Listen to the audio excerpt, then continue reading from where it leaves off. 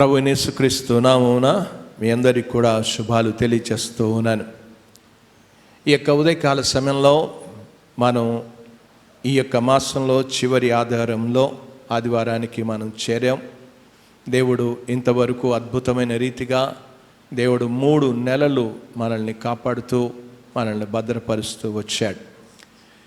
మనం గత కొన్ని వారాల నుంచి తిమోతికి రాసిన పత్రిక మీదనే మన మనసు నిలిపి ధ్యానం చేస్తూ ఉన్నాం. ఈ వాక్య భాగంలో మనం గమనిస్తూ ఉన్నప్పుడు దేవుని సంఘంలో విశ్వాసుల ప్రవర్తన అనేది కనబడుతూ ఉంది. అందుకే ఇక్కడ చెప్పాడు, జీవం గల దేవుని సంఘములో జనులు ఎలాగూ ప్రవర్తింపవలెనో అనే విషయాన్ని చెప్పాడు. ప్రవర్తన గురించి చెప్పినట్లుగా మనం చూస్తూ ఉన్నాం. ఈ వాక్య భాగంలో మనం గమనిస్తూ ఉన్నప్పుడు దేవుని సంఘములో జనులు ఎలాగ ప్రవర్తించవలెను, ఇది ముఖ్యం. చర్చికి రావడం అనేది దేనికోసం రావాలి, ఎందుకు వస్తూ ఉన్నాం, ఈ ప్రశ్నలన్నిటికి కూడా సమాధానాలు మనం చాలా జాగ్రత్తగా గమనించాలి. నేను ఈ 3 వచనాలు ఈరోజు అయిపోతాయి అని నేను చెప్పడం లేదు. ఈ 3 వచనాల్లో అద్భుతమైన సత్యాలను పౌలు సంఘానికి తెలియచేస్తూ ఉన్నాడు. ఇందులో ఒకసారి ఒక తండ్రి తన కుమారుడికి ఒక మంచి క్రమశిక్షణ కలిగి ఉండాలి అని ఉద్దేశించి ఆ కుమారుడికి తను కరాటా నేర్పిద్దాం అని అనుకున్నాడు. ఆ కుమారుడికి కరాటా నేర్పించాలి అనుకుని కొన్ని స్కూల్స్ వెతకడం ప్రారంభించాడు. ఆ స్కూల్స్ కరాటా స్కూల్స్ అనేవి. ఆ కరాటా స్కూల్స్లో ఎవరు బాగా నేర్పిస్తారు అనే విషయాన్ని గురించి వాటిని గురించిన ఆలోచన చేసి తన కుమారుడిని తీసుకుని వెళ్ళి అందులో జాయిన్ చేయాలనుకున్నాడు. మేము కూడా ఆ యొక్క పాండుచేరి నుంచి మా కుమార్తె పాండుచేరి నుంచి విశాఖపట్నం వచ్చిన తర్వాత బాబుని జాయిన్ చేయాలనుకున్నారు. ఏ స్కూల్స్లో జాయిన్ చేయాలి అనే విషయాన్ని మొట్టమొదట గూగుల్ సెర్చ్ చేస్తూ ఉన్నప్పుడు కొన్ని క్రిస్టియన్ స్కూల్స్ ఎక్కడెక్కడ ఉన్నాయి, దగ్గరలో ఎక్కడెక్కడ ఉన్నాయి ఆ స్కూల్స్ అన్నీ కూడా సెర్చ్ చేయడం జరిగింది. వాటిని ఆ స్కూల్స్లో వెతికిన తర్వాత స్కూల్స్కి ఇంటర్వ్యూకి వెళ్ళాల్సిన అవసరం ఉంది, తల్లిదండ్రులు, వారు, పిల్లలు. కనుక ఇవన్నీ కూడా సెర్చ్ చేసి ఆ స్కూల్స్కి ఏది దగ్గరగా ఉంటుంది, ఏది మంచి స్కూలో ఎన్నుకోవడానికి వాళ్ళు అలాగ ప్రయత్నం చేశారు. ఈ తండ్రి కూడా తను చేసిన పని అదే చేశాడు. ఎవరు బాగా కరాటా నేర్పిస్తారు దగ్గరలో ఉన్న స్కూల్స్ అన్నిటినీ వెళ్ళడం ప్రారంభించాడు. దగ్గరలో ఒక కరాటా స్కూల్ ఉంది. ఆ కరాటా స్కూల్కి వెళ్ళగానే ఆ కరాటా టీచరు అక్కడ ఉన్న పిల్లలకి కరాటా నేర్పిస్తూ ఉన్నాడు. ఆ నేర్పించేది అతడు ఎలాగో ఉన్నాడు, ఎవరు ఇక్కడ కరాటా నేర్పిస్తున్నాడంటే ఆ పిల్లలందరూ కూడా ఆ టీచర్ని చూపించారు. ఆ టీచరు ఎలాగో ఉన్నాడు అంటే చాలా లావుగా ఉన్నాడు. తండ్రి ఏమనుకుని ఉండొచ్చును, తండ్రి ఏమనుకున్నాడంటే ఈ యొక్క లావుగా ఉన్న కరాటా నేర్పిస్తున్న వ్యక్తి ఎలాగ ఉండాలి, కరాటా నేర్పించే వ్యక్తి, కరాటా నేర్పించే ఆ బాడీ షేప్ అనేది శారీరక ఆకృతి ఎలాగుంటుంది అని అంటే చాలా చాలా ఫిట్గా ఉంటాడు. కానీ ఇతడు చూస్తే అంత లావుగా ఉన్నాడు. ఆ నేర్పించే వ్యక్తే ఒక క్రమశిక్షణ లేని వ్యక్తి అయితే నేను నా కుమారుడిని ఇక్కడ ఈ కరాటా స్కూల్లో నేను నేర్పించను, జాయిన్ చెయ్యను. ఎందుకు జాయిన్ చెయ్యనంటే వాడే క్రమశిక్షణలో లేని వ్యక్తిని నేను నా కుర్రవాడిని, నా పిల్లవాడిని తీసుకుని వెళ్ళి ఈ కరాటా స్కూల్లో జాయిన్ చేస్తే వీడు కూడా అలాగే లావు అవుతాడేమో, వీడికి కూడా క్రమశిక్షణ ఉండదేమో, నేర్పించే వ్యక్తి సరి అయిన వ్యక్తి అయి ఉండాలి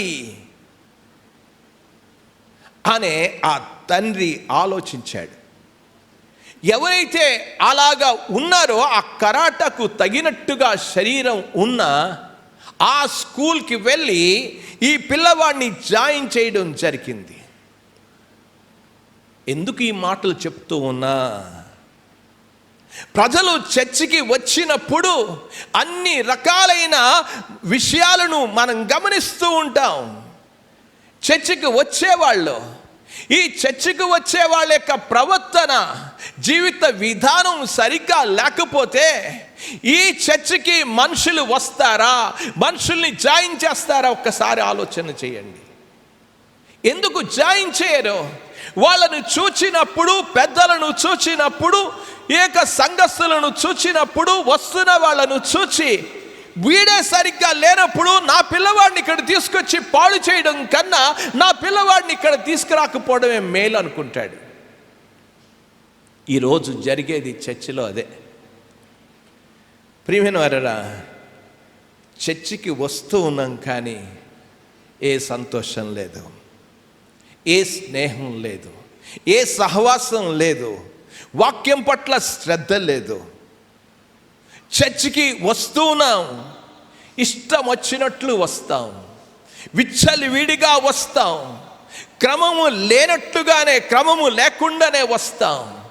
ఏమన్నా అంటే ఆ యొక్క వ్యతిరేక స్వరాలు ఎత్తుతాం. ఇలాంటి చర్చిలో మనుషులు ఎలాగ వస్తారు? ఆ యొక్క కరాటే ఫైటరే వాడు ఒక చెడు మాదిరిగా ఉన్నాడు. ఈరోజు చర్చిలో ఉన్న మనుషులు దేవుని దగ్గరికి రావడానికి చెడుగా మాదిరి ఉన్నారు. అందుచేతనే చర్చికి రావడం లేదు. నన్ను మిమ్మల్ని అందరినీ కూడా ఒక ప్రశ్న అడగనివ్వండి. అసలు చర్చికి ఎందుకు వస్తూ ఉన్నావు? చర్చికి ఎందుకు వస్తున్నావు? ఆ ప్రశ్నకు సమాధానం ఏమంటావు? ఆరాధనకు వెళ్తున్నావు. ఆరాధనకే రాము, ఇంకేంటి? మనం ఏమి చూపిస్తూ ఉన్నాం? ఈ రోజున చాలా మంది చెప్పే ప్రశ్నకు సమాధానం ఏంటంటే, మేమందరం దేవుణ్ణి ఆరాధించడానికి వెళ్తూ ఉన్నాం. అసలు ఆరాధన అంటే అర్థం ఏంటి అసలు తెలుసా? ఆ దేవుడేంటో తెలుసా? ఆ దేవుని యొక్క జీవిత విధానం తెలుసా? దేవుడు ఎలాంటి వాడో, ఎలాంటి బ్రతుకు బ్రతకమన్నాడో తెలుసా? చర్చికి వెళ్తూ ఉన్నాం. ఆరాధన ఏంటి? ఆరాధన ఈ రోజున ప్రియమైన వారడా, అన్యుల్లాగా ఆరాధించేది కాదు. యేసు ప్రభువారు మత్తయి సువార్తలో చెప్పుకుంటూ వచ్చారు. మీరు ఆయన చెప్పిన విధానాన్ని, కొండ మీద చేసిన ప్రసంగంలో ఆయన చెప్పిన విషయాన్ని గురించి మీరు కూర్చుని ఆలోచించాల్సిన అవసరత ఉంది. 7వ వచనంలో, 6వ అధ్యాయం 7వ వచనంలో అంటాడు, మరియు మీరు ప్రార్థన చేయనప్పుడల్లా అన్యజనుల వలె వ్యర్థమైన మాటలు వచ్చింపవద్దు, విస్తరించి మాట్లాడుట. ఏదో మాట్లాడిస్తూ ఉంటే అదా ప్రార్థన, అదా ఆరాధన? ఏంటి ఆరాధన? ఈరోజు పాటలు పాడేశాం, ఏంటి ఆరాధన? ఈరోజున ప్రియమైన వారడా, ఏమంటే ఆరాధనకి వెళ్తూ ఉన్నాం అని అంటారు. ఆరాధన అనేది నిజమే, ఆరాధనకే వెళ్ళాలి, ఆరాధనకే రావాలి. ఈ ఆరాధన గురించి చెప్తూ పౌలు తిమోతికి రాసిన ఆ పత్రికలో చెప్పాడు. మనం ఇప్పుడే చదువుకున్నాం, 3వ అధ్యాయం 14 నుంచి 16 వరకు ఉన్న వచన భాగంలో చదువుకున్నాం. ఆ వచన భాగంలో మనం చదువుతూ ఉన్నప్పుడు 16 వచనంలో ఒక పెద్ద దేవశాస్త్రాన్ని అంతటినీ కూడా చెప్పాడు, థియాలజీని అంతటినీ కూడా చెప్పాడు. ఆ థియాలజీని గురించి నేను ఇప్పుడేమి మాట్లాడడం లేదు, దేవశాస్త్రాన్ని గురించి వివరించడం లేదు. తర్వాత మనం దాని గురించి ఆలోచన చేద్దాం.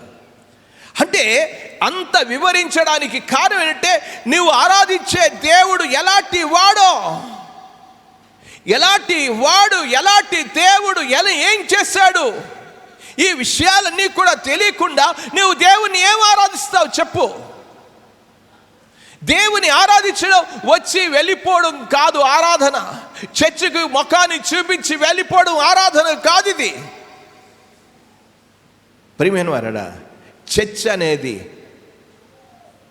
చర్చికి ఎందుకు రావాలో పూర్తి అవగాహనను ఈ 3 వచనాల్లోనే ఇచ్చాడు. ఆ 3 వచనాలను గురించి కేవలం తిమోతికి రాసిన మొదటి పత్రికలోనే కాదు, 2వ పత్రికలో, 3వ పత్రికలో చర్చ్ అంటే ఎందుకు రావాలి, ఏమి నేర్చుకోవాలి, అందుకే అన్నాడు, జీవం గల దేవుని సంఘములో జనులు ఎలాగూ ప్రవర్తించవలెనో. ఎందుకు రావాలి అంటే, చర్చికి రావడం అనేది నువ్వు ఎలాగ ప్రవర్తించాలో అనేది తెలియడానికి రావాలి, ఎలాగ ఆరాధించాలో తెలుసుకోవడానికి రావాలి, ఎలాగ ప్రార్థన చేయాలో తెలుసుకోవడానికి రావాలి, ఎలాంటి బ్రతకాలో తెలుసుకోవడానికి చర్చికి రావాలి. ఇదేమి కూడా కాదు. ఈ రోజున సంఘాన్ని ఆరాధించడం అనేది చాలా ప్రాముఖ్యమే, ఇది ఒక అంశం. కానీ ప్రియమైన వారడా, చాలా మంది మనస్తత్వం అంతా కూడా సరి అయిన మనస్తత్వంతో ఆరాధనకు రావడం లేదు. వచ్చినా మతపరంగానే వస్తాం. యెషయా గ్రంథం 29వ అధ్యాయంలో చెప్పిన రీతిగా, ఈ ప్రజలు పెదవులతో నన్ను ఘనపరచుదురు, ఆ మాటలు చెప్పుకుంటూ వచ్చాడు. 13వ వచనంలో చెప్పాడు, ఈ ప్రజలు నోటి మాటలతో నా యుద్ధకు వచ్చుచున్న, నోటి మాటలతోనే వస్తావు, పెదవులతో నన్ను ఘనపరచుదురు, కానీ వారు తమ హృదయమును నాకు దూరము చేసుకుని ఉన్నారు. వారు నా ఎడల చూపు భయభక్తులు మానవ విధులను బట్టి అందరూ ముసుకేసుకోవాలి కనుక ముసుకేసుకున్నాం, మోకరించాలి కనుక మోకరించాం, నిలబడాలి కనుక నిలబడ్డాం, చర్చికి ఆదివారం కనుక రావాలి. ఇవన్నీ కూడా మానవ విధులు. ఇవేవి కూడా దేవుడు కోరుకోవడం లేదు. నన్ను ఆ విధంగా చెప్పడం వలన ప్రభు ఏం చెప్పాడో తెలుసా? మత్తయి సువార్తలోనికి వెళ్దాం. ఇదే మాటలు యేసు ప్రభు వారు చెప్పిన విధానాన్ని ఒకసారి ఆలోచన చేయండి. ఏమన్నాడు చదువుతూ ఉన్న 15వ అధ్యాయానికి రండి. ఈ ఆరాధన ఏమన్నాడో చదువుతూ ఉన్నాను. 7-8 వచనాల్లో 7 నుంచి 9 వచనాలు కలుస్తున్నాయి మత్తయి సువార్తలో. వేషధారులారా అన్నాడు. వేషధారులారా, ఆరాధనకు వస్తుంది, దేంతో వస్తున్నాం? వేషధారులారా, ఈ ప్రజలు తమ పెదవులతో నన్ను ఘనపరుచుదురు, కానీ వారి హృదయం నాకు దూరంగా ఉన్నది. మనుషులు కల్పించిన పద్ధతులు దైవోపదేశములని బోధించుచు వారు నన్ను వ్యర్థముగా ఆరాధించుచున్నారు. నన్ను ఎలాగొస్తా? వ్యర్థంగా. ఎందుకు వస్తున్నావు? ఈ రోజున దేవుని సన్నిధికి రావడం అనేది వ్యర్థంగా వస్తూ ఉన్నావు. ఎందుకు వస్తున్నావో? ఆరాధన అంటావు, పాట పాడితే అయిపోయిందా ఆరాధన? ఇక్కడ కూర్చుంటే ఆరాధన అయిపోయిందా? దేంటి అసలు? దేవుని ప్రజలు దేని మీద పెట్టాలి? ఈ రోజున ప్రియమైన వారడా, పౌలు ఈ తిమోతికి రాసిన పత్రికలో సంఘాన్ని గురించి చెప్తూ అన్నాడు, దేని మీద మనసు పెట్టాలి? రండి అదే వచ్చిన భాగానికి మనం వెళ్దాం. దేవుని వాక్యంలో చదువుతూ ఉన్నాను, చూడండి 14 నుంచి. శీఘ్రముగా నీ యొద్దకు వత్తునని నిరీక్షించుచున్నాను, అయినను నేను ఆలస్యము చేసిన ఎడల దేవుని మందిరములో అనగా జీవము గల దేవుని సంఘములో జనులు ఎలాగు ప్రవర్తింపవలనో అది నీకు తెలియవలనని ఈ సంగతులను నీకు రాయిచున్నాను. తెలియాలంటే ఏం తెలియాలి? అరే, ఎలాగ ఆరాధించాలో తెలియాలంటే ఈ సంగతులు ఇక్కడ రాశాను అని అన్నాడు. రాశాను ఈ సంగతులు. ఈ రోజున దేవుని వాక్యం తెలియకుండా ఆరాధిస్తే అది వ్యర్థమైన ఆరాధన. ఈరోజు దేవుని వాక్యంలో ఉన్న విషయాన్ని వినకుండా ఏదో పలుకుతే అది వ్యర్థమైన ఆరాధన.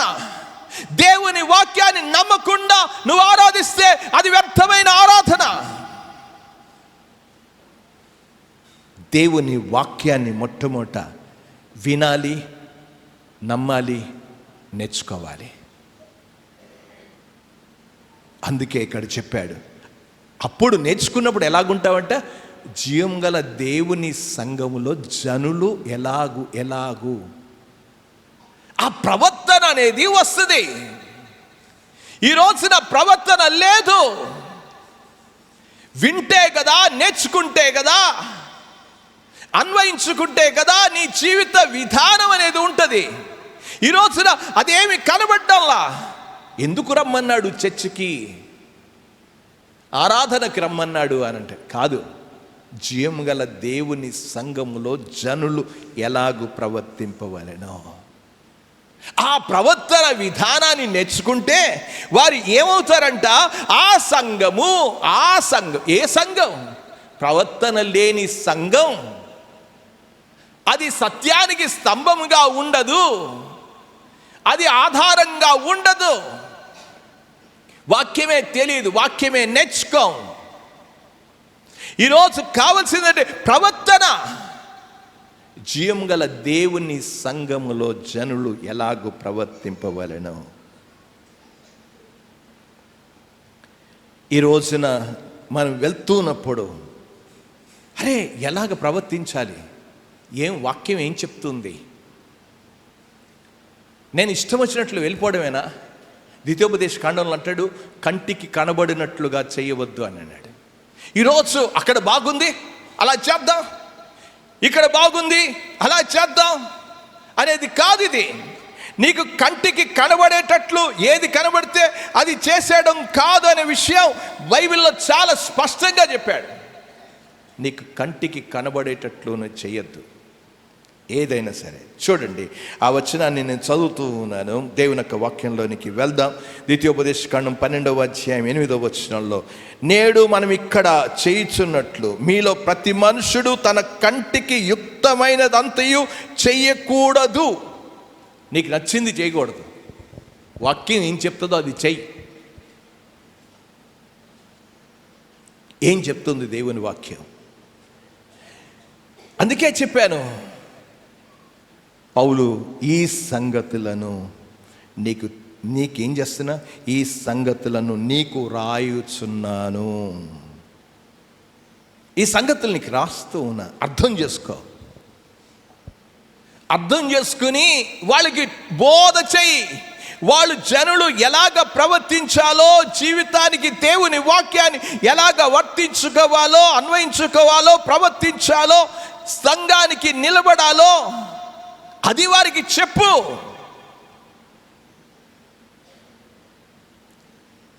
జాన్ క్యాల్విన్ మాట్లాడుతూ, ఇతను సంఘ సంస్కరణ కర్తలలో ఒక వ్యక్తి, జాన్ క్యాల్విన్ అని. దేవుడు నేడు ఈ ప్రపంచానికి కనిపించాడు, లేదా ఈ ప్రపంచానికి కనిపించడానికి దేవదూతలను పంపడు. కానీ సేవకులను, నాయకులను తన ప్రజల దగ్గరికి సంఘం కోసం పంపిస్తాడు అని చెప్పాడు. దేవుడు వచ్చాడు. ఎందుకు ఈ మాటలు ఎందుకు చెప్పాను? జాన్ క్యాల్విన్ చెప్పిన మాటలు ఎందుకు చెప్పాను? దేవుడు ఎవరిని ఉపయోగిస్తాడు? సేవకులను ఉపయోగిస్తాడు. ఆ సేవకులు ఏం చెప్పాలి అని అంటే ఇక్కడ చెప్పాడు, ఈ సంగతులను, ఇవే చెప్పు. ఆరాధనలో చెప్పాల్సింది ఏంటో ఇక్కడ చెప్పాల్సింది నేను చెప్పాను, అవి చెప్పు. అవి చెప్పి వారిని నిలబెట్టు. సంఘానికి ఒక సేవకుడిగా, ఒక పెద్దగా దేవుని వాక్యము చేత సంఘం నడిపింపబడాలి. దేవుని వాక్యం కాకుండా ఇష్టం వచ్చినట్టు నడవడం కాదు. దేవుని వాక్యాన్ని గనక అక్కడ చెప్పాడు, జీవం గల దేవుని సంఘములో జనులు ఎలాగు ప్రవర్తింపవలెనో అది నీకు తెలియవలనని ఈ సంగతులు నీకు రాయుచున్నాను. స్థానిక సంఘానికి సత్యానికి మద్దతు ఇవ్వాలి. ఈ యొక్క సంఘం చాలా శక్తివంతమైన సంఘంగా ఉండాలి. ఒక శక్తివంతమైన సాక్ష్యం కలిగిన సంఘం ఉండాలి అనుకుంటే, ఒక మంచి కుటుంబముగా సాక్ష్యం కలిగిన కుటుంబంగా ఉండాలి అనంటే, ఒక మంచి ప్రభావం చూపించే కుటుంబంగా ఉండాలంటే ఆ సంఘం దేవుని వాక్యాన్ని అనుసరించే సంఘంగా ఉండాలి. దేవుని వాక్యాన్ని తీవ్రంగా పరిగణించే సంఘంగా ఉండాలి. దేవుని వాక్యాన్ని గౌరవించే సంఘంగా ఉండాలి. దేవుని వాక్యంలో ఉన్నది నమ్మాలి. దేవుని వాక్యాన్ని పాటించాలి. మన సంఘంలో అలాంటి ఎందుకు వెళ్తూ ఉన్న చర్చ్ కంటే, జీవము గల దేవుని సంఘంలో నేను అలాగూ ప్రవర్తించాలో, ఏమి నేర్చుకోవడానికి వెళ్తున్నా? జీవం గల దేవుని సంఘంలో ఎలాగా నడుచుకోవాలో అందుకోసం చర్చికి వస్తున్నా. చర్చికి అందుకురా. దేవుడు కోరుకుంటుంది అలాంటి వ్యక్తులను కోరుకుంటున్నాడు. అలాగ దేవుని వాక్యాన్ని మనం నేర్చుకుంటే, పౌలు యొక్క మనసులో ఉన్న విషయం ఏంటి అనంటే, నేను తర్వాత వీటినన్నిటిని కూడా వివరిస్తా. మొట్టమొదటి చెప్పాడు, సంఘం, జీవం గల దేవుని సంఘంలో జనులు ఎలాగు ప్రవర్తించాలి. కింద అన్నాడు, నీవు ఎలాగు అని అన్నాడు. ఇక్కడ కూర్చున్న వాళ్ళం మన జీవిత విధానం కావాలి. అది ఆ జీవిత విధానం కావాలి అని అనుకుంటే, దేవుని వాక్యాన్ని శ్రద్ధగా, ఒక విద్యార్థిగా, ఒక స్టూడెంట్గా దేవుని వాక్యాన్ని నేర్చుకోవడానికి రా. దేవుని వాక్యాన్ని నేర్చుకోవడానికి రా. అది ప్రధానం. నేర్చుకోవడానికి రా దేవుని వాక్యాన్ని. నేర్చుకుంటే నీకేమవుతుంది అనంటే, అది క్షేమాభివృద్ధి కలుగజేస్తుంది. దేవుని వాక్యం క్షేమాభివృద్ధి కలుగజేసే వాక్యం ఆగిపోదు. ఆ వాక్యం ఇతరులకు చెప్పాలని, ప్రకటన చేయాలి, సువార్త చేయాలనిపిస్తుంది. అందుకే ఇంగ్లీష్లో చాలా చక్కగా 3 విషయాలు రాశాడు. ఎడ్యుకేషన్, ఎడిఫికేషన్, ఇవాంజలిజం అని చెప్పాడు. ఈ 3 పదజాలాల్ని ఇక్కడ చెప్పాడు. ఇక్కడే ఈ వచనాల్లోనే, ఈ 3 వచనాల్లో చెప్పింది అది. ఏమన్నాడు? మొట్టమొదట ఎడ్యుకేషన్, దేవుని వాక్యాన్ని గురించిన ఆ జ్ఞానము, ఆ విద్య నేర్చుకుంటే ప్రవర్తన మీద ప్రభావం చూపిస్తుంది. ప్రవర్తన మీద ప్రభావం చూపిస్తుంది. ఆ ప్రవర్తన ప్రభావం అనేది సువార్తీకరణ చేస్తుంది. అందుకే ఈ మాటలు చెప్పాడు. ఈ 3 తలంపులే, ఈ 3 తలంపులు ఇక్కడ చెప్పాడు.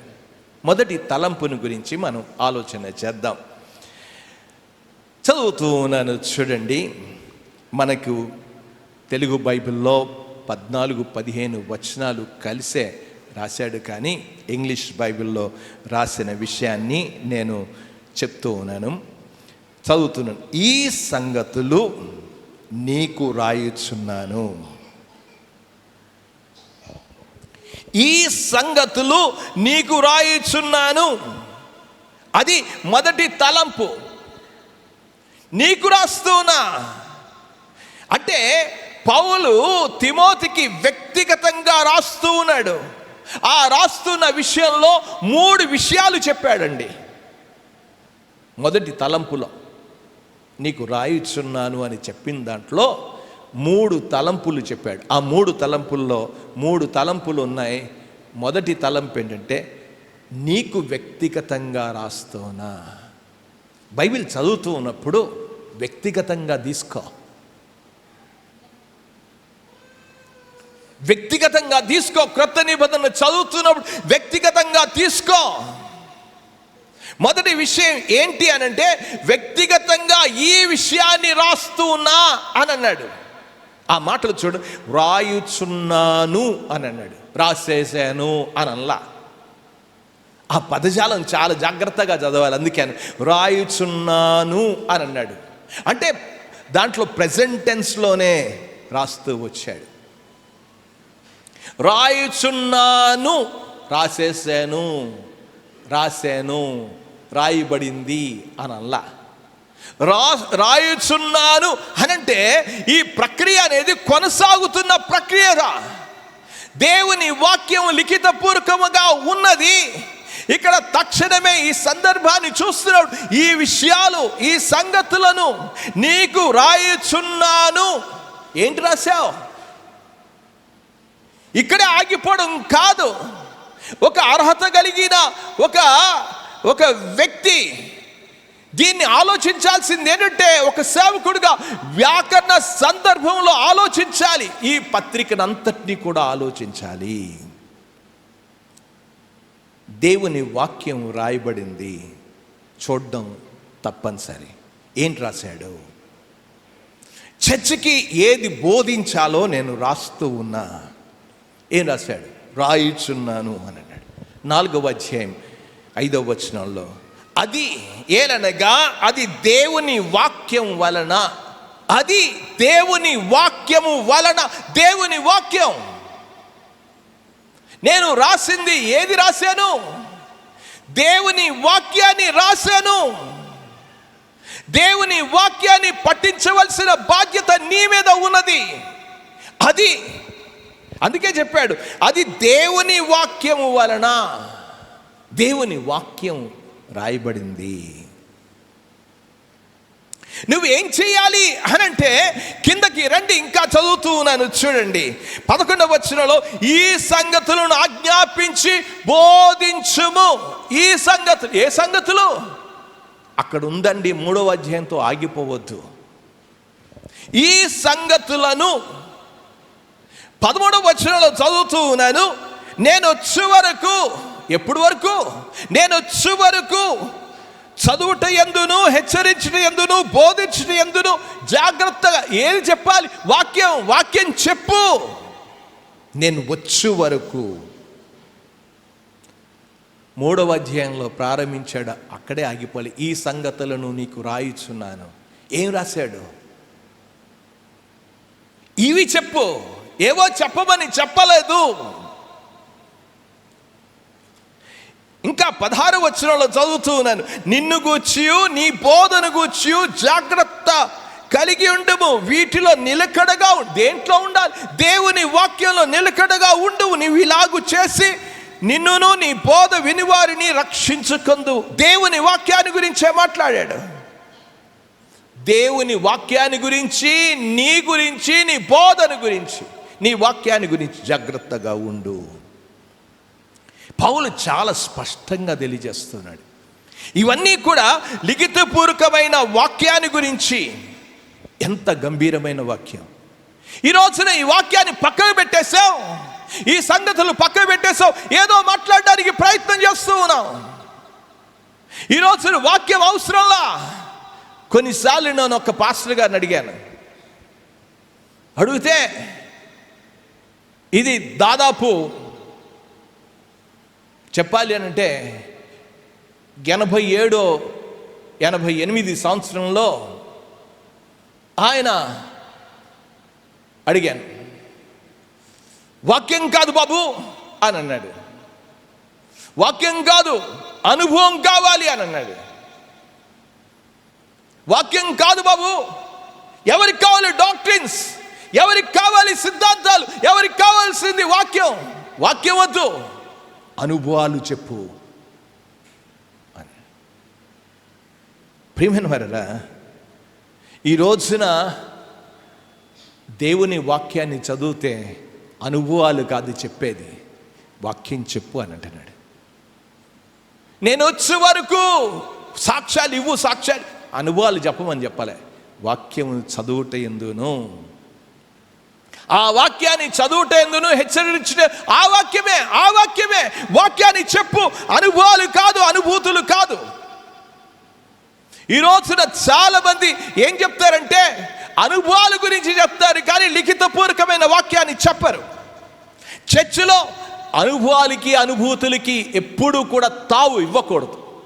చాలామంది అనుకోవచ్చును, పాస్టర్ గారు ఇక్కడ సాక్ష్యానికి సమయం ఇవ్వరు అని అనుకుంటారు. ఎందుకు ఇవ్వ? నీ అనుభవం అనేది వాక్యాన్ని అధిగమించకూడదు, ఓవర్టేక్ చేయకూడదు. నీ అనుభవాలు కాదు. చాలామంది అనారోగ్యానికి గురి అవుతారు. గురి అయిన తర్వాత ఆపరేషన్, సర్జరీకి వెళ్తారు. ఆ విధమైన ఆ ఆపరేషన్స్కి వెళ్ళేటప్పుడు ఎలాగుంటుంది, నేను ఎక్కడి నుంచో చెప్పడం లేదు, మీ అందరికీ తెలుసు. మీరందరూ కూడా ప్రార్థన చేశారు.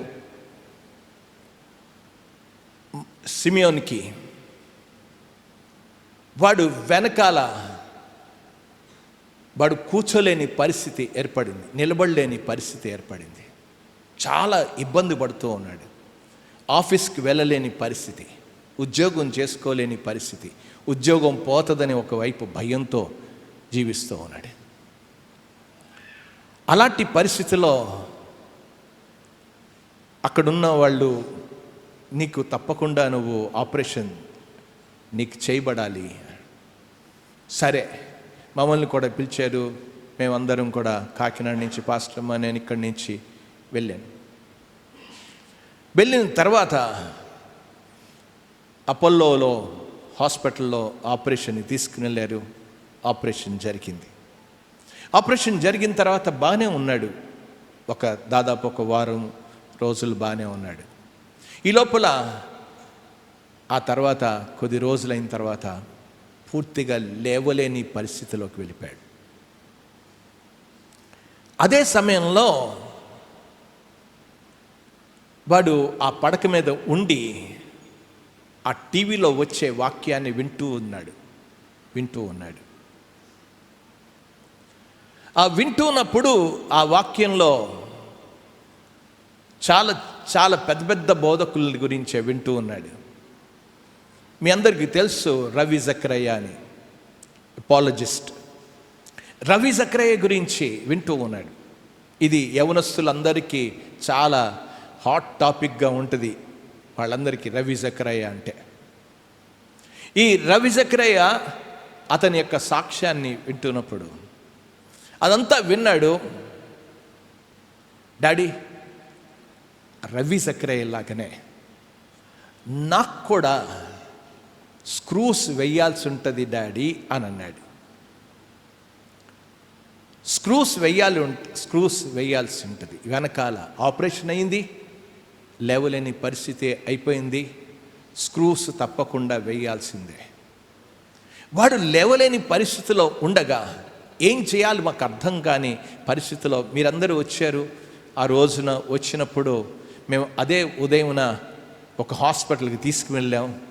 వీడు మనసులో ఉంది, ఏముందంటే రవి జకరయ్యకి ఆ బ్యాక్ దగ్గర, ఆ బోన్స్, ఆ వెన్నపూస దగ్గర స్క్రూస్ వేసి నిలబెట్టారు, అలాగ నిలబెట్టాల్సి వస్తుంది అని.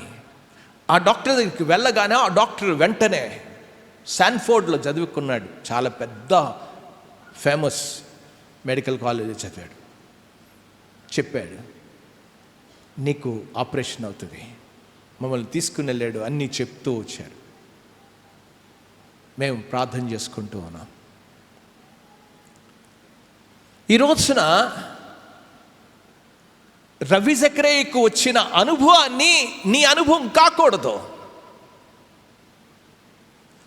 రవి జకరయ్యకున్న అనుభూతి నీకు కాకూడదు.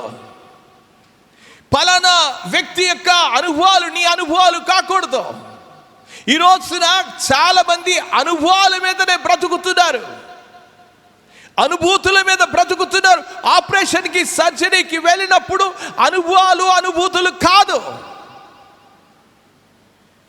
ఆపరేషన్ దేని బట్టి వెళ్ళాలంటే సమస్యను బట్టి వెళ్ళాలి.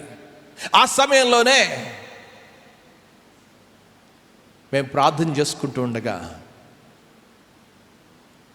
న్యూరో సర్జన్ శాంసన్ సుజిత్ కుమార్ గారు, ఆయన గురించి తెలిసింది. అక్కడికి తీసుకుని వెళ్ళాము.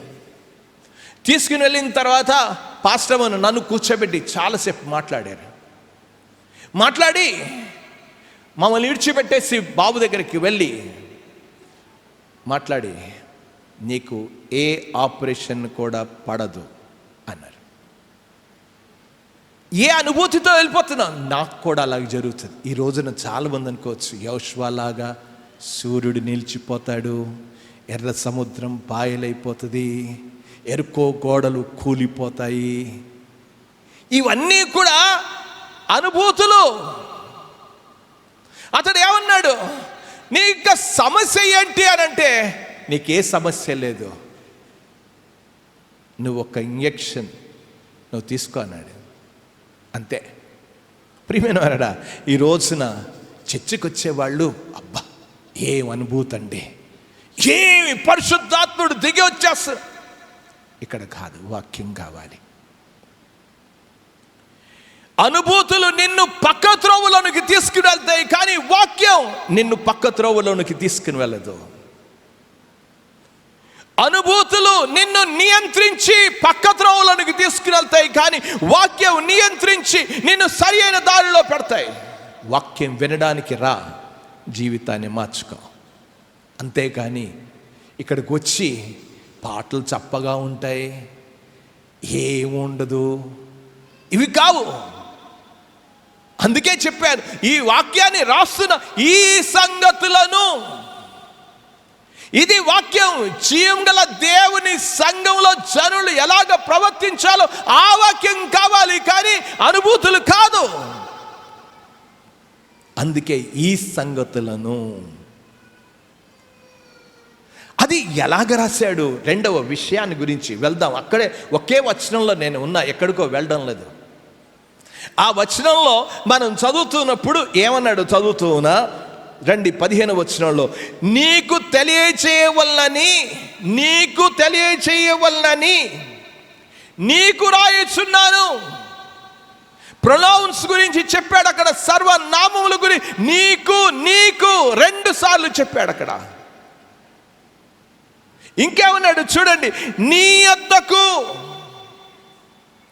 14వ వచనం, నీ యొద్దకు, నీకు, ఎవరికో రాయడంలా నీ దగ్గరికే, నీకే రాస్తున్నా. ఎందుకు? జనులు ఎలాగ ప్రవర్తించాలో అది నేర్పించడానికి నీకు రాస్తున్నా, బోధించడానికి నీకు రాస్తున్నా. అది నీ బాధ్యత. ప్రియమైన వారడా, ఇక్కడ చెప్తున్న విషయం, ఈ సంగతులు చాలా గంభీరంగానే రాశాడు. ఎందుకు తీసుకోవాలి? దేవుని వాక్యాన్ని మనం చాలా సీరియస్గా తీసుకోవాలి, ఆషామాషిగా తీసుకోవడానికి కాదు. దేవుని వాక్యాన్ని మనం ఎంత మాత్రం తగ్గించకూడదు. దేవుని వాక్యాన్ని తగ్గించకూడదు, దేవుని వాక్యాన్ని కల్పించకూడదు. ఈ రోజున దేవుని వాక్యం లేనివి చెప్పడం కాదు, ఉన్నవి తీసేయడం కాదు. దేవుని వాక్యం ఏం చెప్పాడు? ఎందుకు ఇలాగా సంఘంలో బాధ్యత ఏంటి అని అంటే, దేవుని లేఖనాలను బాగా చదివి దాని ప్రకారంగా జీవించమని చెప్పాలి చర్చ్కి. విచ్చలివిడిగా విడిచిపెట్టేయడానికి కాదు, దేవుని వాక్యాన్ని కాకుండా నడవమని చెప్పడం కాదు. దేవుని యొక్క వాక్యంలో మీకు తెలుసు, ప్రకటన గ్రంథం 1వ అధ్యాయం 3వ వచనంలో, ఈ వచనాన్ని ఎప్పుడు కూడా నేను మర్చిపోను. నేను ఒకరోజు మీటింగ్కి వెళ్తున్నప్పుడు మా నాన్నగారు చదవమని చెప్పిన ఆ వాక్యం ఏమన్నాడు? సమయము సమీపించినది గనక ఈ ప్రవచన వాక్యమును చదువువాడును వాటిని విని ఇందులో రాయబడిన సంగతులను గైకొను వారు నడువు. చర్చికి ఎందుకు వెళ్ళాలి అని అంటే వాక్యాన్ని నేర్చుకుని నడవడానికి వెళ్ళాలి.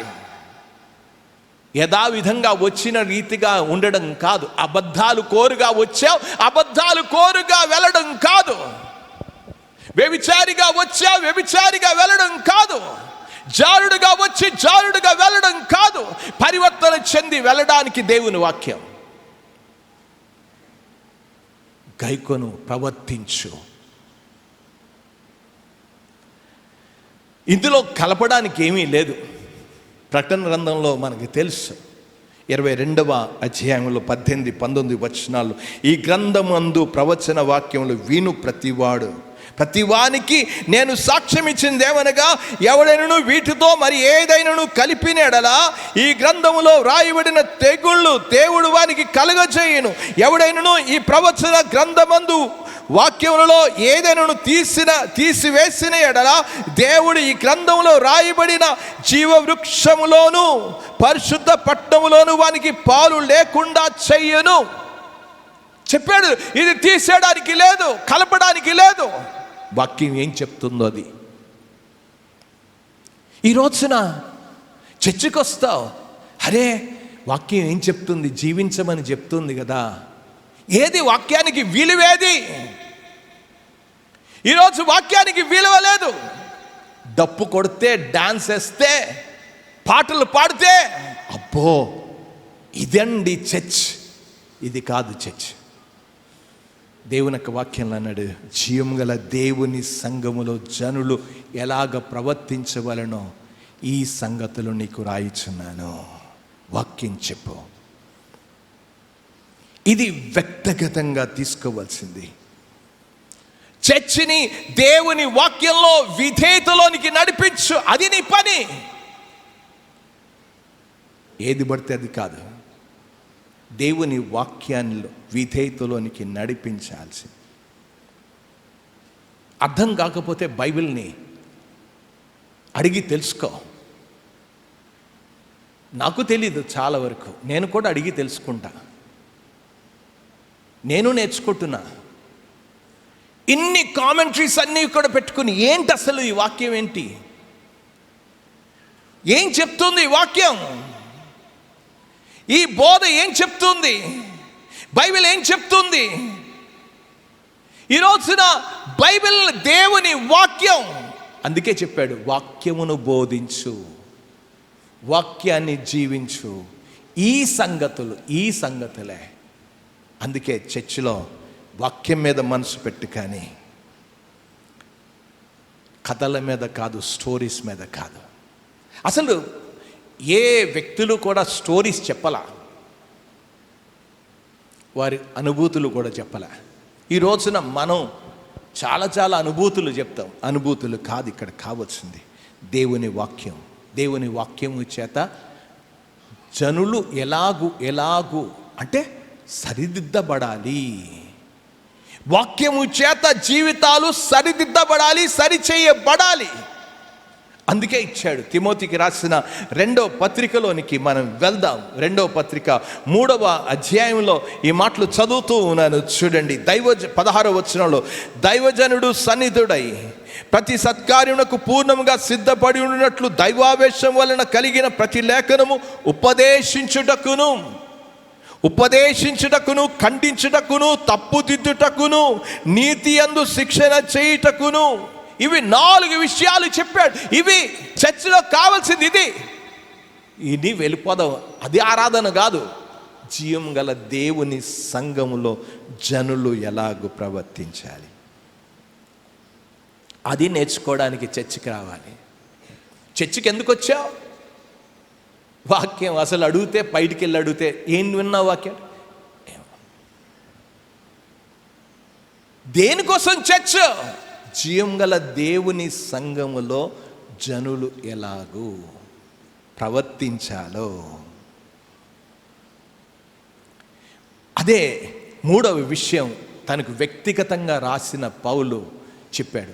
ఈ సంగతులు బోధించు, నీకు రాయిచున్నాను, నీ యొద్దకు వస్తా అన్నాడు. చూడండి 14వ వచనంలో, నేను శీఘ్రముగా అన్నాడు, చెప్పాడు.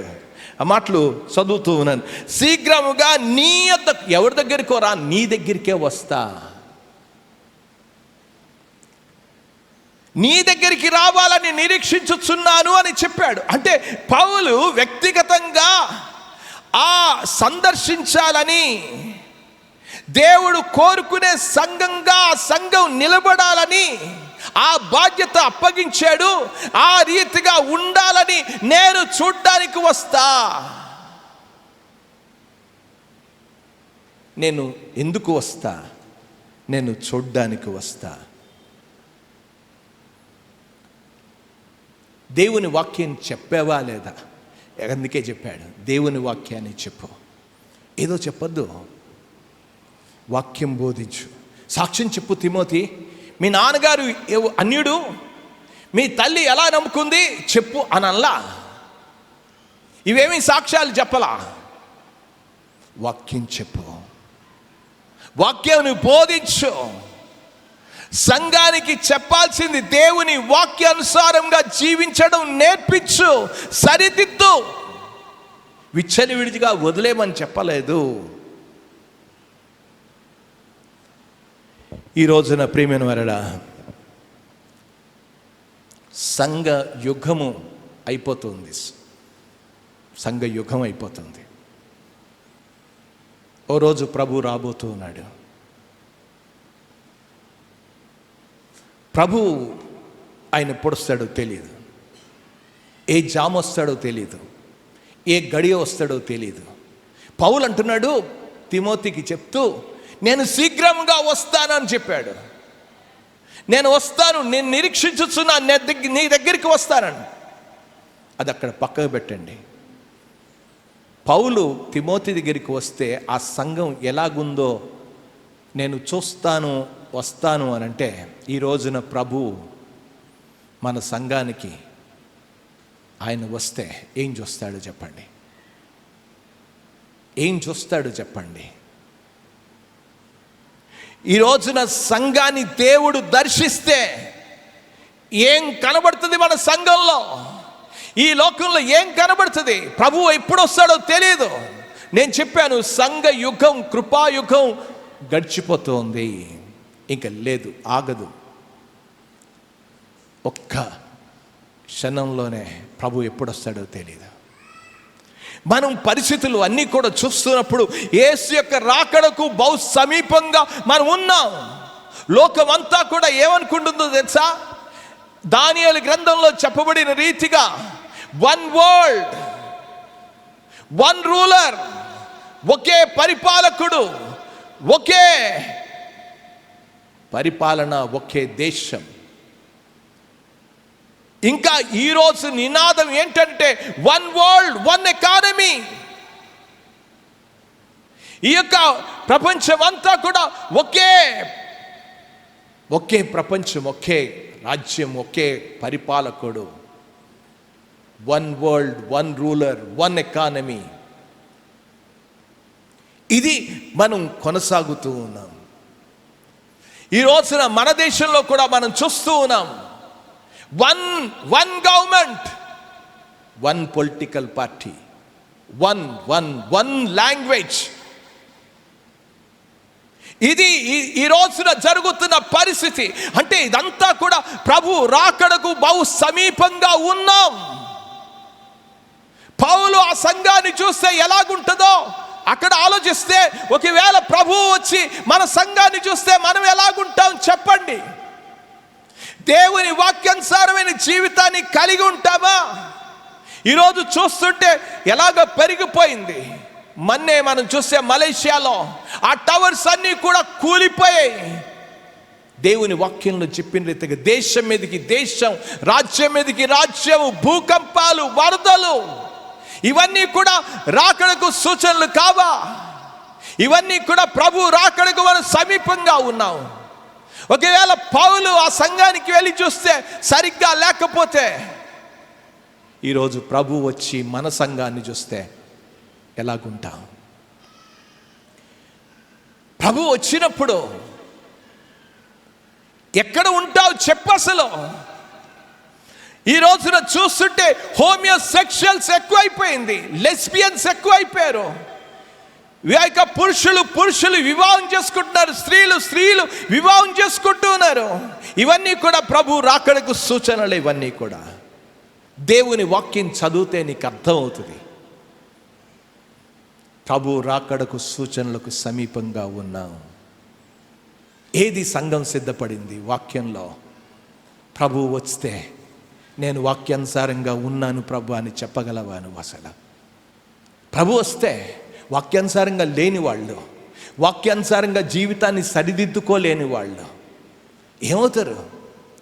ఇప్పటి వరకు పరిగెత్తుతున్న వాళ్ళు అక్కడికి ఇక్కడికి పరిగెత్తుతున్నావు కదా, అవేవి కూడా నిన్ను రక్షించావు, అవేవి నిన్ను కాపాడవు కూడా. ప్రభు వస్తూ ఉన్నాడు. వచ్చినప్పుడు ఎలాగుండాలి నీ జీవితం ఒకసారి ఆలోచించు. ప్రియమైన వారరా, దేవుని యొక్క వాక్యంలో నేను చదువుతూ ఉన్నాను, చూడండి. ప్రకటన గ్రంథం 1వ అధ్యాయం 7వ వచనంలో, ఇదిగో ఆయన మేఘారుడై వచ్చుచున్నాడు, ప్రతి నేత్రము ఆయనను చూచును, ఆయనను పొడిచిన వారు చూచెదరు, భూజనులందరూ ఆయనను చూచి రొమ్ము కొట్టుకొందురు. 1వ అధ్యాయం 7వ వచనంలో ఆ మాటలు చూసి కొట్టుకుంటాం. దేవుని వాక్యానికి విరుద్ధంగా ప్రవర్తిస్తూ ఆయనను ఇంకా పొడుస్తున్నా కదా, ఇంకా పాపంలో జీవిస్తూ ఉంటే దేవుని యొక్క వాక్యంలో హెబ్రీలకు రాసిన పత్రికలోనికి వెళ్దాం. ఆ మాటలు కూడా నేను చదువుతూ ఉన్నాను, చూడండి. దేవుని వాక్యాన్ని తెలిసి కూడా 5వ వచనం 6వ అధ్యాయం 5వ వచనంలో, దేవుని దివ్య వాక్యము రాబోయుగ సంబంధమైన శక్తుల ప్రభావం అనుభవించిన తర్వాత తప్పిపోయిన వారు తమ విషయంలో దేవుని కుమారుని మరలా సిలువ వేయచ్చు. ఏం చేస్తున్నావు? మరలా సిలువ వేస్తున్నావు.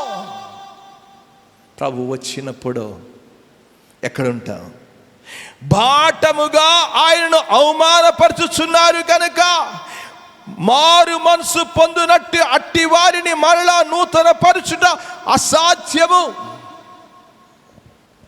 అవమానపరుస్తున్నావు. ప్రభుని ఎరిగానని చెప్పావు, ప్రభుని తెలుసుకున్నానన్నావు. ఏది నీ జీవితంలో? జీవితం మారలేదు. జనులు ఎలాగూ ప్రవర్తించాలో, ప్రభు రాకడ వచ్చినప్పుడు జనులు ఎలాగా, ఏమి నీ జీవితం ప్రభు వస్తే ఆ రోజు ఎలాగుంటుందో తెలుసా? మీరు మత్తయి సువార్తలోనికి వెళ్తే 24, 25 అధ్యాయంలో, లూకా సువార్త, మార్కు సువార్తలో చదువుతున్నప్పుడు ఎప్పుడు వస్తాడు ప్రభు? ప్రభు వచ్చే సమయం ఎవరికి తెలియదు. దేవుని వాక్యంలో ఎంత స్పష్టంగా చెప్పుకుంటూ వచ్చాడు. దేవుని వాక్యంలో ఇంత స్పష్టంగా తెలిస్తే ఏమనుకుంటున్నావు? చదువుతూ ఉన్నాను, చూడండి. మార్కు సువార్త 13వ అధ్యాయానికి రండి. 32వ వచనాన్ని చదువుతున్నాను. ఆ దినమును గూర్చి, ఆ గడియను గూర్చి తండ్రి తప్ప ఏ మనుషుడైనను పరలోకమందలి దూతలైనను కుమారుడైనను ఎరగడు. జాగ్రత్త పడుడి, మెలకుగా ఉండుడి, ప్రార్థన చేయుడి. ఆ కాలం ఎప్పుడు వచ్చునో మీకు తెలియదు. ఒక మనుషుడు తన దాసులకు అధికారం ఇచ్చి ప్రతివానికి వాని పనిని నియమించి మెలకుగా ఉండమని ద్వారపాలకుని ఆజ్ఞాపించి ఇల్లు విడిచి దేశాంతరం పోయినట్టే ఆ కాలముండును. ఇంటి యజమానుడు ప్రొద్దుకుంకు వచ్చునో, అర్ధరాత్రి వేళ వచ్చునో, కోడి కూయినప్పుడు వచ్చునో, తెల్లవారుజామున వచ్చునో, ఎప్పుడు వచ్చునో మీకు తెలియదు. ఆయన అకస్మాత్తుగా వచ్చి మీరు నిద్రపోవచ్చుండగా చూచనేమో, కనుక మీరు మెలకుగా ఉండుడి. ఆయన వస్తాడు. ఈరోజు నిద్రపోతున్నావేమో, వాక్యం వద్దు. అరే, దేవుని రాకడ వస్తే, ప్రభు రాకడ బహు సమీపంగా ఉంటే మన ప్రవర్తన ఎలాగుంటుంది చెప్పండి? ఎలాగుండాలి? ఈరోజు ఇన్స్పెక్షన్ వస్తుంది ఆఫీస్కి, మీకు విజిలెన్స్ వస్తున్నదంటే మీరు ఎలాగుంటారు? ఈరోజు ప్రభు వస్తూ ఉన్నాడు. ఈ కృపాకాలం దాటిపోతూ ఉంది. పేతురు రాసిన పత్రికలో చెప్పాడు, 4వ అధ్యాయం 7వ వచనంలో కూడా నేను ఈ మాటలు చదువుతూ ఉన్నాను, చూడండి. పేతురు రాసిన పత్రిక మొదటి పత్రిక 4:7 అయితే అన్నిటికీ అంతము సమీపమై ఉన్నది. సమీపమై ఉన్నది, అన్నిటికీ వచ్చేసింది. ఎలాగుండాలి? అక్కడ ఏం చెప్పాడు? కాగా స్వస్థ బుద్ధి గలవారు, అంటే సౌండ్ మైండ్. పిచ్చి పిచ్చి వేషాలు వేయద్దు, పిచ్చివాడుగా ప్రవర్తించవద్దు, మానసిక వ్యాధితో ప్రవర్తించవద్దు. మానసిక వ్యాధితో ప్రవర్తించేవాడు పిచ్చి పిచ్చిగా ఉంటాడు. చర్చిలో పిచ్చి పిచ్చిగా ఉండడం కాదు, దేవుని వాక్యం విని సరి చేసుకోవాలి. ఇది చేయకూడదు. అందుకే కీర్తనలు చూసాం, నీ వాక్యము నేను ప్రేమిస్తే తప్పు త్రోవలన్నీ నాకు అసహ్యము. ఈ రోజున దేవుని వాక్యాన్ని నువ్వు తెలుసుకుంటే నీ జీవితం ఎలాగుంటుంది? అన్నిటికీ అంత ఉంది. అందుకన్నాడు, స్వస్థ బుద్ధి గలవారై ప్రార్థనలు చేయుట యందు మెలకువగా ఉండి. దేనికోసం ప్రార్థన? ప్రభు వస్తూ ఉన్నాడు. ప్రభు వస్తే నేను ఉంటానా? ఆయన శీఘ్రముగా వస్తూ ఉన్నాడు. క్రీస్తు రాకముందే మన జీవితాన్ని సరి చేసుకోవాలి. వచ్చిన తర్వాత సరి చేసుకోవడానికి ఏం ఉండదు. వచ్చిన తర్వాత సరి చేసుకుందామన్నా కూడా నీకు అవకాశం ఉండదు. ఇప్పుడు చేస్తుందంతా కూడా వదిలిపెట్టకపోతే నీకేం అవకాశం ఉండదు. ఇప్పుడే మంచి అవకాశం.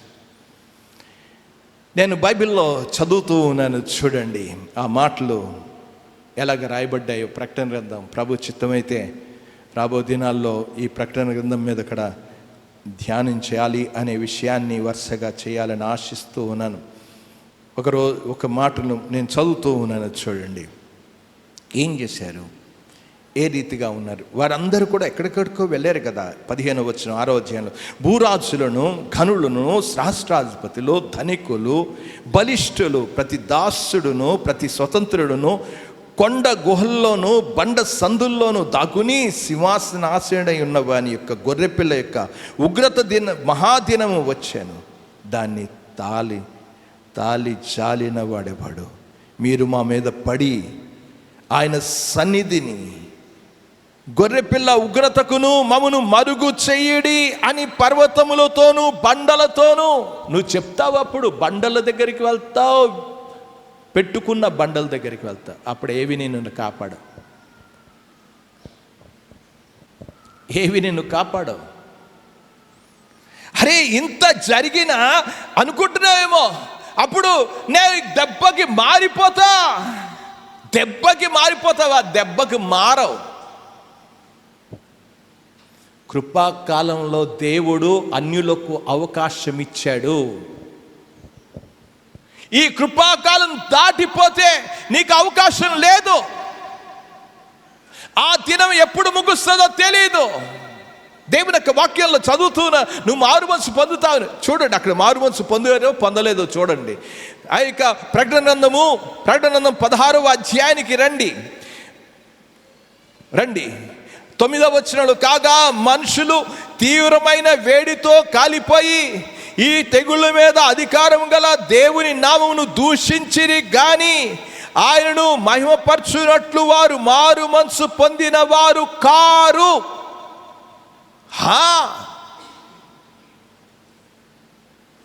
వారు మారు మనసు పొందిన వారు కాదు.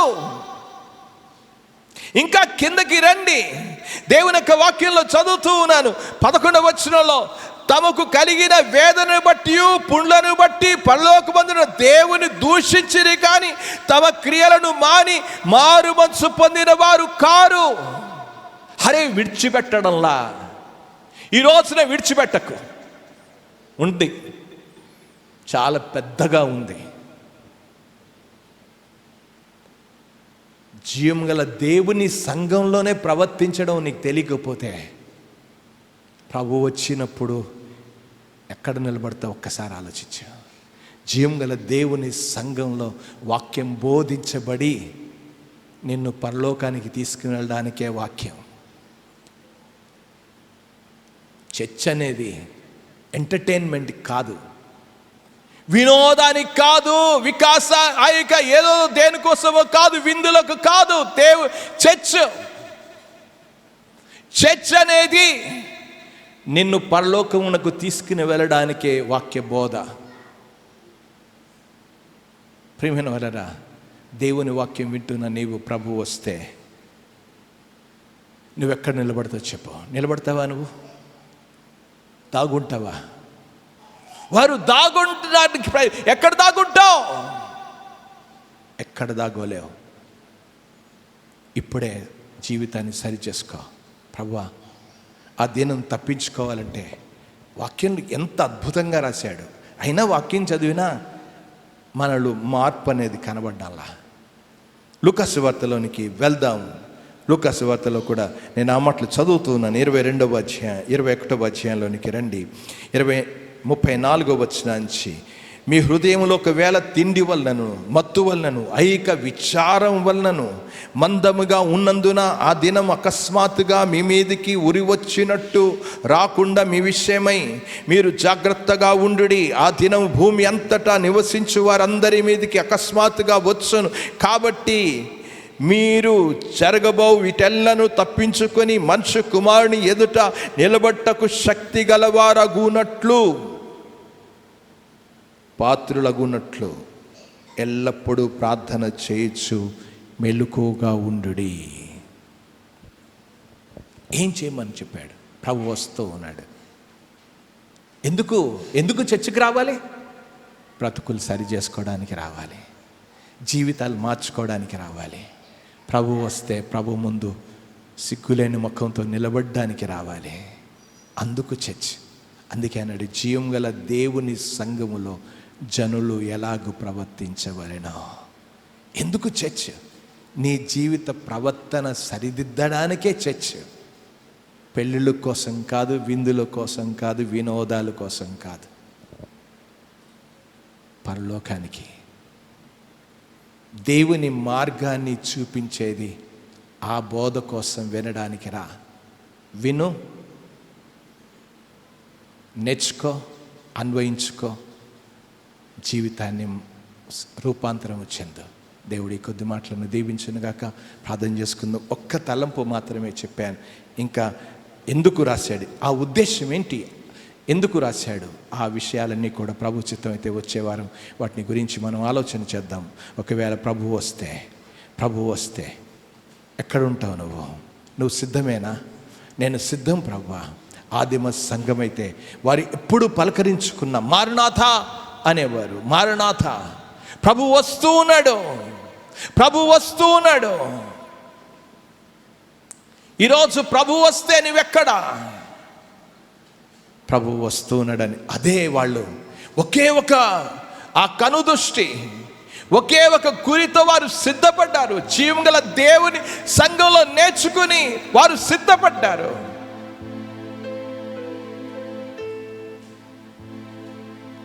అందుకే వాక్యం ఇచ్చాడు, అందుకే వాక్యము చేత సరిదిద్దుకోవడానికి ఇచ్చాడు. మనం అందుకే సిద్ధపడడానికి ఇచ్చాడు వాక్యం. ఈరోజు వాక్యాన్ని పక్కకు పెట్టేసి అనుభవాలు మనల్ని పక్క త్రోవలోనికి తీసుకుని వెళ్తాయి.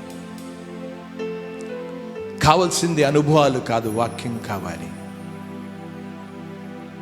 ఈరోజు కావాల్సింది వాక్యం.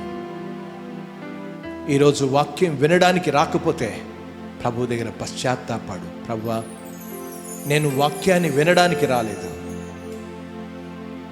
నేను వాక్యం చేత జీవితాన్ని సరిదిద్దుకోలేదయ్యా, ఇంతవరకు క్షమించయ్యా. దిద్దుకుంటే ఈరోజు అనేక మంది ప్రభు దగ్గరికి వచ్చేవారు. నా జీవిత విధానమే సరిగ్గా ఉంటే, ఆ కరాట నేర్పించేవాడే సరి అయిన శారీర ఆకృతిలో ఉంటే అనేక మంది చేరేవారు. ఈరోజు సంఘంలో ఉన్న జనులు సరి అయిన ప్రవర్తన లేకపోవడం చేత జనులు ఆకర్షింపబడ్డంలా, జనులు చేరడం లేదు, జనులు తెలుసుకోవడం లేదు. నాకు క్రమశిక్షణ నేర్పయ్యా. నీ వాక్యానుసారంగా జీవించడం నాకు నేర్పించయ్యా. ఇంతవరకు నేను నాయనా వినలేదు, సరి చేసుకోలేదు. నేను నీకు సమర్పించుకోలేదు. దేవా, ఇదిగో నా జీవితం. ప్రభుకి చెప్దామా? నువ్వు వస్తే నేను నిలబడలేని స్థితిలో ఉన్నా, పాపంలో జీవిస్తున్నానయ్యా, అక్రమంలో జీవిస్తున్నానయ్యా. చర్చికి దేనికి వస్తున్నానో నాకు అర్థమైంది. ఈ రోజున ఆరాధనని చెప్పుకుని నేను వస్తున్నాను, కానీ జీవం గల దేవుని సంఘంలో జనులు ఎలాగ ప్రవర్తించాలో అది విని నేర్చుకోవడానికి రావాలని నువ్వు నాకు తెలియచేసావయ్యా. ప్రభుకు చెప్దామా? జీవం గల దేవా, మీకు స్తోత్రాలు చెల్లిస్తూ ఉన్నాం నాయన. ఈ రోజున చర్చికి ఎందుకు వెళ్ళాలో మీ వాక్యాన్ని విని మా ప్రవర్తనలు సరిదిద్దుకోవడానికి వెళ్ళాలని మీ వాక్యంలోంచి తేటగా స్పష్టంగా మాకు తెలియచేసినందుకు మీకు స్తోత్రాలు చెల్లిస్తూ ఉన్నాం. సంఘంలో ఏమి బోధింపబడాలో మీరు చాలా స్పష్టంగా మీ వాక్యం బోధింపబడాలి. మీ వాక్యం తప్ప ఏది కాదనేది మీరు మాకు తెలియచేసినందుకు మీకు స్తోత్రాలు చెల్లిస్తూ, విన్నారు, వారి హృదయాల్లో మంటనివ్వండి, మార్చుకోవడానికి సహాయం చేయండి, సమర్పించుకోవడానికి సహాయం చేయండి. వాళ్ళు పరిశుద్ధాత్మ కార్యమును మెండుగా జరిగించి మీరే మహిమ పొందమని యేసు నామమున ప్రార్థించి వేడుకుంటున్నాము తండ్రి. ఆమేన్, ఆమేన్, ఆమేన్.